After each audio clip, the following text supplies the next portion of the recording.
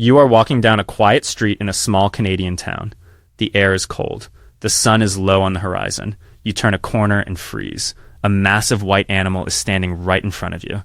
It is over 8 feet tall. It weighs more than 1,000 pounds. It is a polar bear. You are not in a zoo. You are in Churchill, Manitoba, and this town has a problem. Up to 1,000 polar bears pass through its outskirts every summer. So the town built something unique, a prison for bears. Here's why Canada has a polar bear jail, how it works, and why this tiny town of less than 900 people has become a global model for human-wildlife coexistence. Let us get into it. Churchill, Manitoba, sits on the western shore of Hudson Bay. It is known as the polar bear capital of the world. During the winter, the bay freezes over. The bears walk onto the ice and hunt seals, their primary food source. But when summer comes and the sea ice melts, the bears are forced onto land. They cannot hunt seals without ice, so they wander inland, looking for food. And sometimes, that inland is Churchill. Up to 1,000 polar bears pass near the town during a typical season. That is more bears than humans. The town has only about 900 permanent residents. Before you ask, no, you cannot just shoot them. Canada banned polar bear hunting in 1954, and today, polar bears are a protected species. The western Hudson Bay population has declined by about 50% since the 1980s. There are now just over 600 bears left in this subpopulation. So how do you keep people safe without killing endangered animals? You build a jail. The polar bear holding facility opened in 1982. It is housed in a building that was once part of a military base. Before the jail existed, the approach to problem bears was simple. If a bear wandered into town, it was shot. One former mayor recalled that it was common to shoot 25 bears in a single season. Trigger-happy policies did not make people safer. Between the late 1960s and early 1980s, there were multiple maulings and at least 2 fatal attacks. The turning point came after a person was mauled on the street in 1983. The town decided there had to be a better way. The jail was established. The facility is officially called the Polar Bear Holding Facility. Locals affectionately call it Polar Bear Jail. The building originally had 20 cells, 16 single-occupancy rooms, and 4 larger rooms for mothers with cubs. In 2014, the jail was expanded to 28 cells. But it is not a prison in the human sense. There are no guards with keys. There is no courtroom. The inmates are not convicted of any crime. They are simply too close to people for their own safety and ours. The process begins before a bear ever sees a jail cell. Churchill operates a 24-hour polar bear alert program. Residents can call a hotline whenever they spot a bear near town. Conservation officers respond. Their first step is not to capture. It is too scary. They use cracker shells, which are shotgun cartridges that explode loudly in the air. They rev engines on trucks and snowmobiles. They fire blank rounds. The goal is simple. Convince the bear that Churchill is a scary, loud, unpleasant place. Most bears get the message. They turn around and walk away. But some do not. Some are persistent. Some are young and curious. Some have learned that garbage cans contain food. If a bear refuses to leave, officers set a trap. A large metal culvert is baited with seal meat. The bear smells the meat, walks into the trap, and a door closes behind it. The trap is designed to capture the bear without harming it. The bear is then transported to the polar bear jail. Once inside, the bear is placed in a cell. The cells are cool because polar bears overheat easily. Some cells have air conditioning. The bear is not fed during its stay. That sounds cruel, but it is actually part of the strategy. Biologists want the bear to associate Churchill with discomfort and hunger. If the jail fed the bear, it might return for more free meals. Polar bears are adapted to long periods without food. In the summer, when the ice melts, they naturally fast for months. They lose about 2 pounds, or almost 1 kilogram, of body weight every day they are on land. A few days or weeks in jail is no danger to their health, but it is an experience they will remember. The typical jail sentence is 2 to 30 days. If a bear has been captured before, the sentence may be extended. The idea is simple. The longer the bear stays in an uncomfortable place, the less likely it is to return to town. The jail cannot hold bears indefinitely. The facility is a holding center, not a permanent home, and the clock is always ticking toward winter.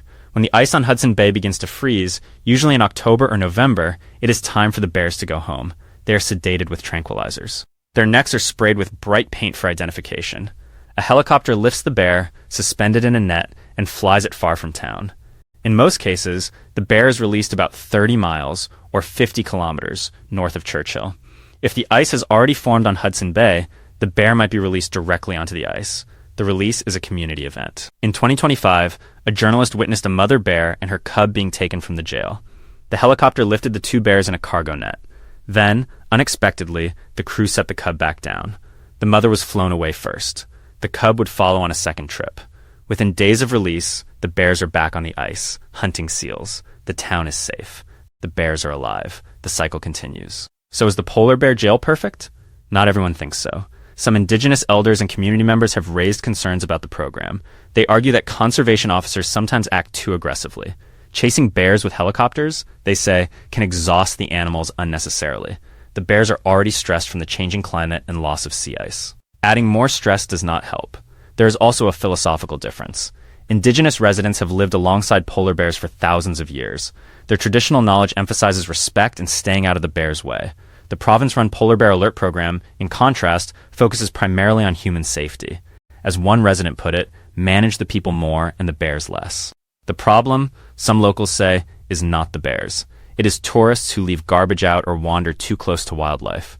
Churchill Mayor Michael Spence has acknowledged the tension. He told reporters that conservation officers seem overly aggressive sometimes in terms of how they're handling the bears or steering bears out.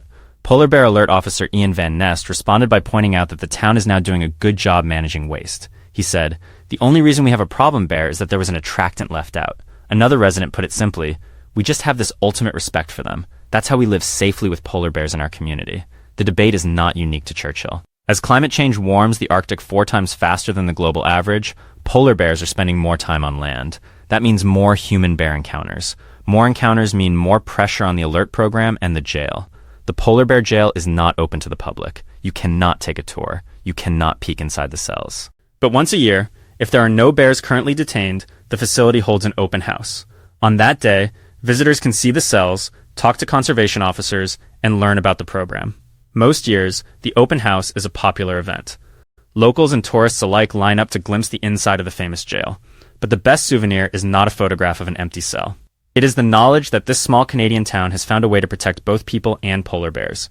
The polar bear jail is not a perfect solution. No solution is perfect when endangered predators wander into human neighborhoods. But it is a remarkable experiment in coexistence.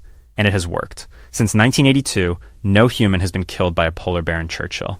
The last fatality was in 1983, the same year the jail was established. There was a serious mauling in 2013 when a resident was attacked on her way home from a Halloween party. Bystanders saved her, hitting the bear with a shovel, but no one died. Compare that to the 1970s, when shooting bears on sight was the only strategy. People were not safer then. They were just more violent. The polar bear jail represents a different approach. Not war. Not surrender. Coexistence. The building that houses the jail has its own secret history. It was originally part of Fort Churchill, a military base built during World War II. The base was used for rocket launches and atmospheric research. In the 1950s, the Canadian Army's Defense Research Board used the facility for suborbital rocket tests. The jail itself was once a military morgue. That is fitting strangely. A building that once held the dead now holds the living, not to punish them, but to protect them. The infrastructure left over from the military base has been repurposed for conservation. What was once a facility for studying the upper atmosphere is now a facility for studying human-bear conflict. The reuse is ironic, and it is also brilliant. So the next time you hear about a polar bear jail, do not imagine a harsh place with bars and locks. Imagine a cool, dark warehouse where bears wait out their sentences. Imagine conservation officers in trucks, patrolling the edges of a tiny northern town. Imagine a community that has learned to live with one of the largest land predators on Earth. The jail is not a solution to climate change. It does not stop the sea ice from melting. It does not reverse the decline of the polar bear population. But it does buy time, and it does save lives. That is why Canada has a polar bear jail. Not because Canadians hate bears, because they love them. Enough to build them a prison, enough to set them